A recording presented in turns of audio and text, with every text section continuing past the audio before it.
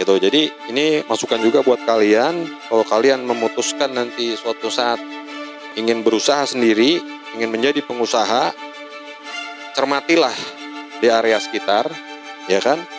Apa yang bisa menjadi solusi nyata tapi belum ada pemainnya, gitu. Jadi kalau saya sebenarnya suka agak cheating gitu loh. Dalam konteks itu ya, dalam konteks itu agak cheating. Dalam arti kata begini.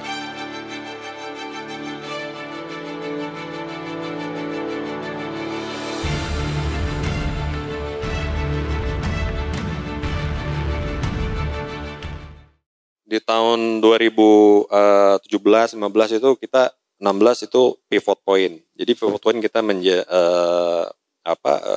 istilahnya berbelok menjadi sistem integrator. Nah, apa itu sistem integrator? Sistem integrator itu terdiri dari dua kata, sistem dan integrator. Integrator itu dari kata integrasi atau mensinergikan sub-sub proses dalam sistem informasi. Jadi ada proses A, proses B, proses C. Nah, ini disinergikan.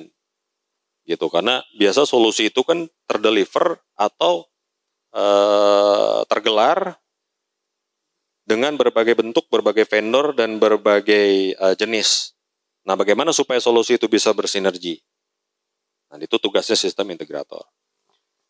Nah, walaupun kita waktu itu masuk sebagai sistem integrator, kita berfokus kepada klien-klien yang memang mengutamakan kecepatan, mengutamakan keamanan, mengutamakan sesuatu yang tingkatnya itu lebih dari umum, gitu.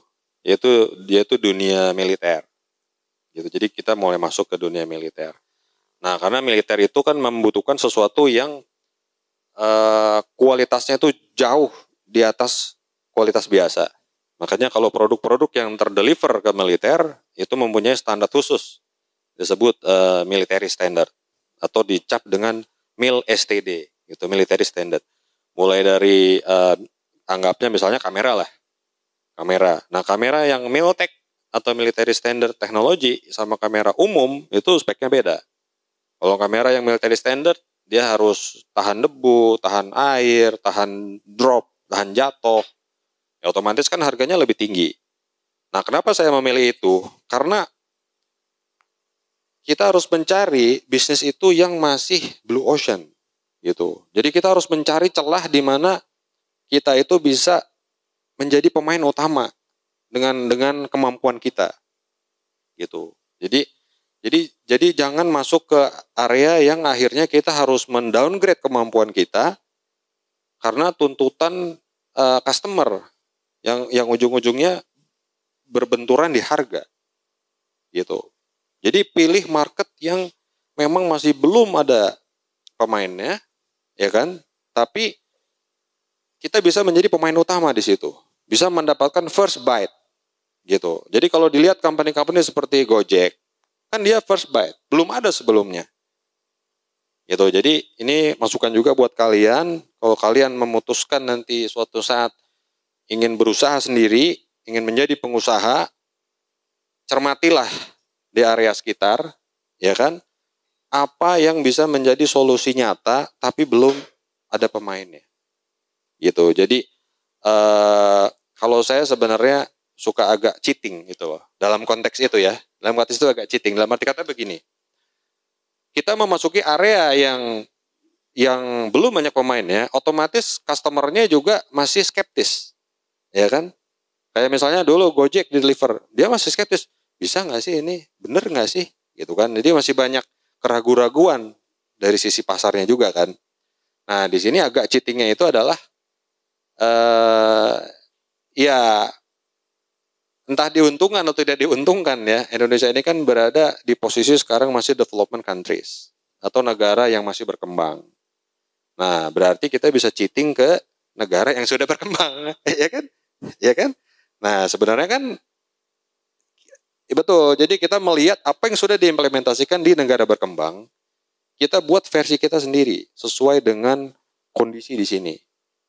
Gitu. Jadi kita tidak telan bulat-bulat, gitu loh. Apa yang sudah diimplementasikan di negara berkembang. Dan itu memang sudah terjadi di sini kan. Kayak contohnya e-tol. E-tol di kita baru mulai kapan? Di Singapura udah kapan mulainya? Jadi itu salah satu cara untuk kita bisa melihat ke depan tapi meminimalkan resiko. Gitu. Jadi lihat di negara berkembang. Nah, misalnya sekarang kita melihat Elon Musk. Nah, dia lagi ngapain? Apa yang ada di otak dia gitu? Kan dia pasti akan menjangkau Amerika dulu kan marketnya kan. Ya kan? Nah, kita menjangkau market Indonesia. Otomatis rakyat Indonesia akan memilih solusi. Kalau misalnya ada Tesla versi Indonesia, orang Indonesia pasti akan beli punya Indonesia dong, daripada beli punya Amerika dong, ya kan? Nah, jadi kasarannya itu seperti itu. Jadi kita melihat, makanya rajin baca berita, rajin lihat hal-hal yang sifatnya itu tanda kutip prediktif gitu, atau visionari. Jadi kita mampu melihat menembus awan. Jadi kalau kalau kalian nanti suatu saat menjadi pimpinan perusahaan atau mempunyai perusahaan sendiri, harus punya kemampuan untuk bisa memprediksi, melihat menembus awan gitu. Itu salah satu tugas dari direksi, itu adalah visioner. Jadi dia tidak hanya melihat 1-2 langkah ke depan, tapi melihat juga 10 langkah ke depan. Gitu. Nah, melihat dengan cara apa? Ya melihat dengan cara banyak membaca literatur, bukan literatur yang sifatnya sudah lewat ya atau baku, tapi yang berkembang ke depan.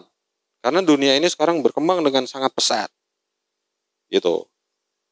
Jadi kita bisa mempelajari itu dari manapun. Akses terhadap itu sudah sangat dimudahkan. Jadi ada YouTube, ada Google, ya kan, ada media-media lain, ya kan. Nah, jadi luangkan waktu dari sekarang. Ya anggaplah waktu itu kan 24 jam, terbagi 3, jadi istirahat 8 jam, ya kan, produktif 8 jam, 8 jam lagi untuk sosialisasi misalnya. Nah, sisakanlah waktu 1 jam aja untuk melakukan research untuk diri sendiri. Jadi research untuk diri sendiri, ada apa sih di depan? Ke depan itu akan seperti apa sih? Gitu, sehingga nanti kalian akan bisa memfilter, mulai mencari, mulai menemukan titik-titik di mana itu bisa menjadikan titik loncatan atau batu loncatan untuk masa depan kalian. Gitu. Kalau terkait teknologi ya. Gitu. Karena teknologi itu siapa yang nanti akan sukses, itu adalah siapa yang paling siap. Gitu. Siapa yang paling siap menghadapi tantangan ke depan. Dia yang akan paling sukses. Jadi bukan siapa yang paling pintar, bukan siapa yang paling nekat, bukan siapa yang paling punya uang banyak, tapi siapa yang paling siap. Nah, untuk mempersiapkan diri untuk sesuatu yang tidak jelas, apa yang harus dilakukan? Ya, kita harus mau melakukan research tadi, membaca, memprediksi, melihat opini sini, melihat opini situ. Jadi luangkan ya mungkin sehari setengah jam, 1 jam untuk mulai memplanning masa depan kalian ke depan. Gitu. Jadi kalau kita nyetir mobil, spion kita lihat ke belakang, mata lihat ke depan, kita nyetir sekarang. Nah, 3 itu harus berjalan simultan.